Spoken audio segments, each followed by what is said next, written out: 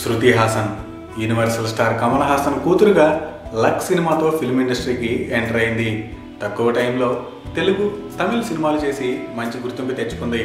అప్పుడప్పుడు సింగర్గాను అలరిస్తుంది. ఇక గ్లామర్ విషయంలో శృతిని అంచనా వేయడం కష్టం. ఒక్కోసారి ఒక్కోలా రెచ్చిపోతుంది. ఆఫ్ స్క్రీన్ అయినా, ఆన్ స్క్రీన్ అయినా, అవార్డ్స్ ఫంక్షన్ అయినా, ఫోటోషూట్ అయినా cleavage షోతో మతిపోగొడుతుంది husky beauty.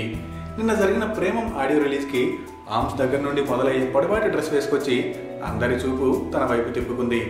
Akhil, Chaitanya అందరితో సరదాగా మాట్లాడుతూ హల్చల్ చేసింది. అలా మాట్లాడుతూ నవ్వుతూ చైర్లో నుండి ముందుకు బెండ్ అవుతున్నప్పుడు క్లియర్గా కనబడుతున్న క్లీవేజ్ దృశ్యాన్ని కెమెరాలన్నీ క్లిక్ మనిపించాయి. మరో హీరోయిన్ మడోనా సెబాస్టియన్ కూడా హాట్గానే కనబడుతున్న క్లీవేజ్ దెబ్బకి శృతే హైలైట్ అయింది.